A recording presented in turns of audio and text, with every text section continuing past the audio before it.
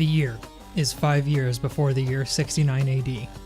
The Great Fire of Rome has burned down every citizen's copy of Peggle.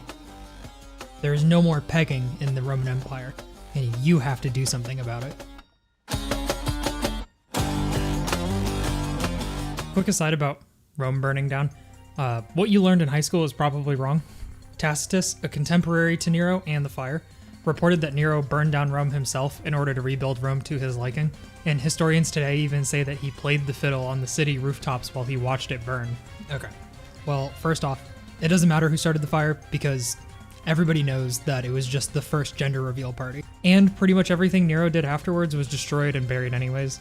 Nero also played the lyre, not fiddles, as fiddles wouldn't be invented for another 1400 years after his death. So please don't listen to whatever your high school football coach who happened to teach college prep world history told you. Tacitus, the contemporary historian that I mentioned earlier, reports that Nero was probably singing about the fall of Troy while Rome was burning, which sounds much more likely. Nero wasn't even in Rome when it happened. He was in Antium, which is like 40 miles away.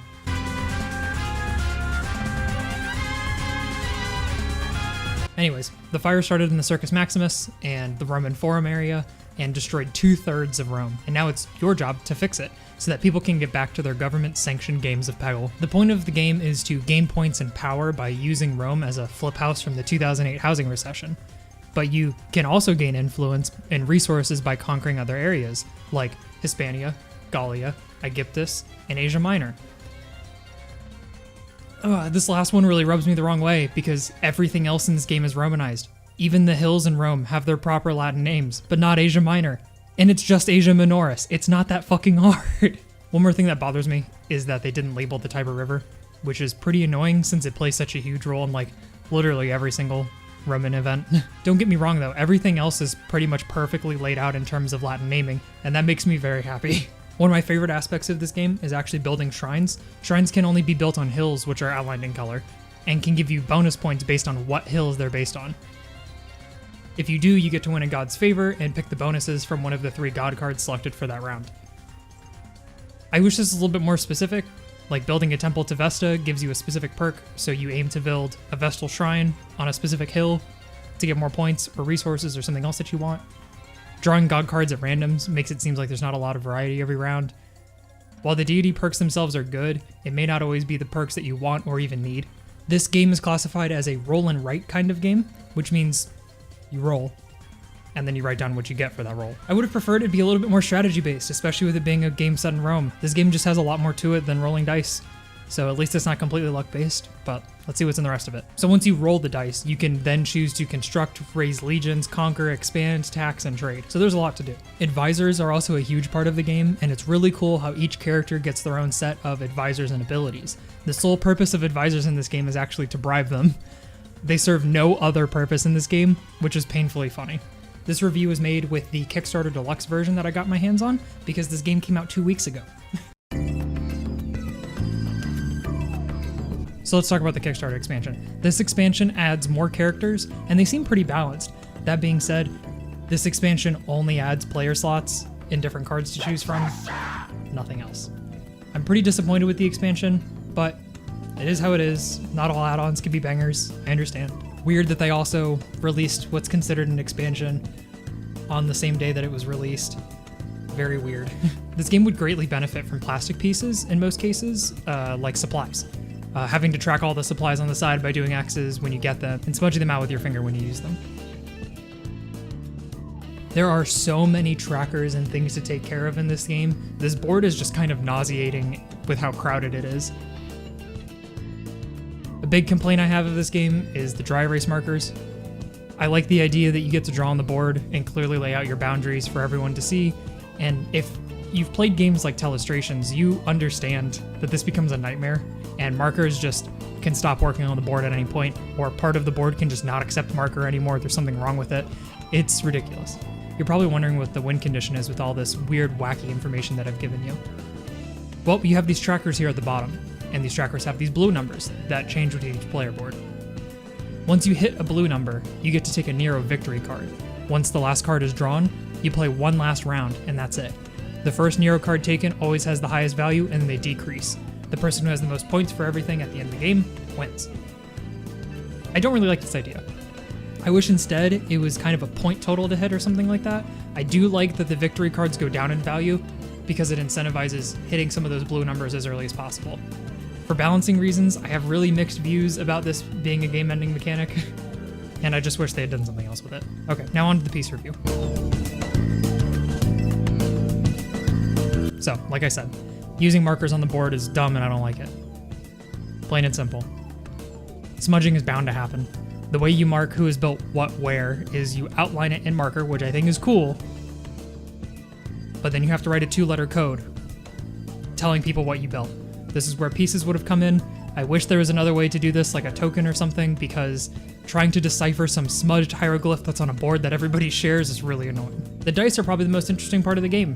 They are custom made and they're very nice, but the colors on them actually mean nothing. Telling apart the symbols on the resources for them is very difficult at a glance. The wood and the stone look almost exactly the same. Maybe making the dice faces different colors so you know what resources are tied to what would have been a better idea. The boards and cards have a very nice finish to them. The quality of these pieces is nothing to laugh at, except for the marker thing. One thing that helps out players is you aren't putting things on top of your board, you're only marking them. So you can flip your board over at any time to look at the general rules and your character-specific rules. I think this is an ingenious idea to help avoid like the help cards or stuff like that on the side. It kind of brings down the amount of pieces in the game too. There's a deck of cards to play solo as well. I think solo games are really fun. The solitaire version of games has just really taken off recently with the Automa Factory and like Wingspan, Scythe, Black Angel. They all have great one-player versions. So if you're looking for a one-player dice game, I guess this is it for you. Okay, so the drink you're getting today, whether you like it or not, is Peroni. This is a mediocre pale lager that arguably gets the job done, and much like the game, it isn't all that great. If you want a good rum game, there are plenty of others like Glory to Rome and Pandemic Fall of Rome. If you want a better rum and beer, I would recommend trying anything by the Roma Beer Company. You know, if you can somehow get your hands on some.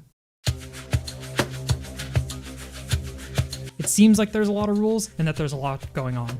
Because there is. But kind of like Scythe, the rules make sense, and you aren't having to double check a lot of things or interactions once, you know, you've really got it. The rulebook is actually fantastic at explaining what it does, but it's still a really difficult game, so I'm giving this a 3 out of 5 for difficulty.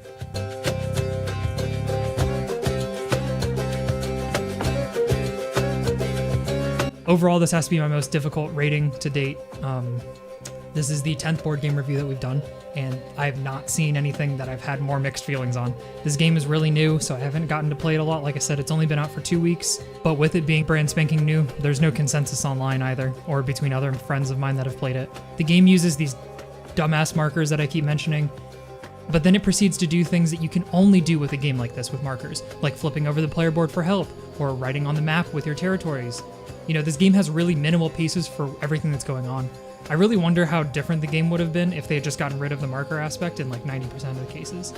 I was really against the markers until I realized that there probably would have just been a billion pieces to manufacture and take care of.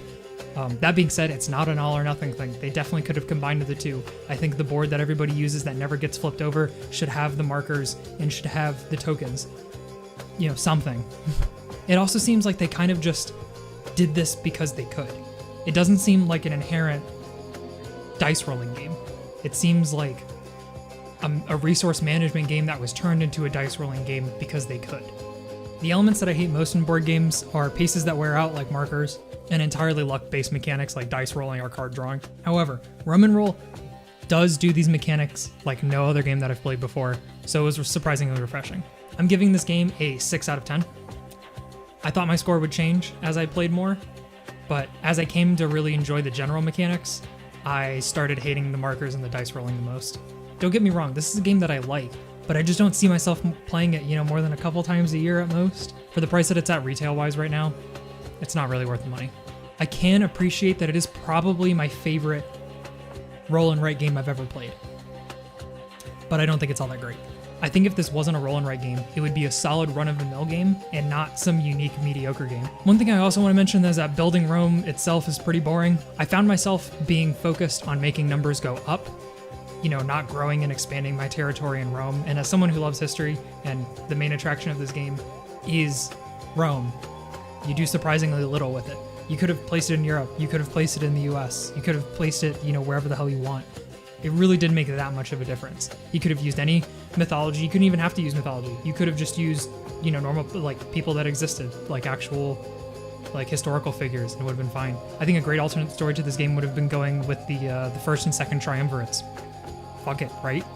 Why not? I also think it's a little weird that I just happen to be reviewing this game and that this game just came out after being in years of development, right as, the entire West Coast is on fire, since this is a game about Rome burning down. I have the worst luck in the world, so I have a huge issue with games that rely on nothing but complete chance. I found that even though I could gain resources for other things, if I wanted something in particular, I'd almost never get it. And I cannot stress how irritating that becomes because you can entirely throw games to not just one dice roll, but 7 in a row where you just don't get the thing you want. If you want a longer duration roll and write game to play that's pretty complex, this is it. I don't think there are that many people out there, especially when you can play other dice rolling games, but it's there, right? There's an allure to it.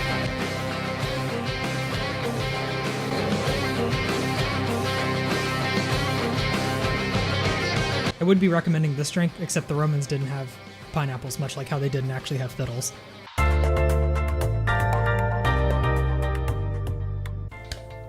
Okay, so after the Azul Summer Pavilion review, I mentioned that I would be starting a Patreon. Instead, I'm starting a Ko-fi. This way, no content is behind a paywall, and you can donate as much or as frequently as you'd like without money being taken from either of us. Patreon takes a portion of every single donation, while Ko-fi is free. I've already set it up with my bio, my purpose, and some posts about some board games. I'm making this so that people who are subbed to me on Twitch can instead contribute to the Ko-fi and not Jeffy B's Gamer Empire, who takes half of all subs and a portion of bits before they take 2 months to actually pay it out to all their streamers. Transparency has always been a priority for me. I'm doing this so that Mr. Bezos doesn't get his grimy wealth-hoarding hands on your contributions. But wait, there's more. Have you really wanted me to review a board game, but it hasn't won the poll yet? Maybe I haven't even put the game up, and you really wanted it in a poll. Well, to incentivize transitioning over to Ko-fi, I've opened up commissions for board game reviews. First come, first serve, and for a whopping 10 smackaroonies, you can get your very own video. The details are on the commission page of my Ko-fi. All recent contributors will be mentioned at the end of every board game review from here on out too. But I'm not done yet! You're probably wondering if I even own the board game that you want me to review. Well, wonder no more, because I've also created a Board Game Geek account with my collection. This list includes all of the board games I can get my grimy little hands on to review. It also has scores for board games I've already reviewed, and links to their videos or Twitter threads. This isn't all. If for some reason you still don't see a board game that you want me to review, DM me on Twitter. We can talk about whether or not I can get my hands on it. The Board Game Geek list isn't complete, so I may actually be able to get my hands on whatever special game you want me to review. Donations are made entirely through PayPal, so there's no shady haha funny business going on with this either. Ko-fi just helps me keep track of everything and is a more direct way for me to supply you with content and updates, giving you more bang for your buck. Contributors also have access to the sub-channels in the Discord, as well as get their own role. So don't worry about losing your sub privilege if you decide to just transfer over and not support on Twitch anymore. Oh, one more thing. Twitch subs auto-renew, and Ko-fi doesn't. So, if some months get rough for you too and you can't donate, or if you just don't want to, no hard feelings, no strings attached, unlike Twitch. Links to my Ko-fi and my Board Game Geek collection are in the description below. Thanks, and I'll see you guys in the next one.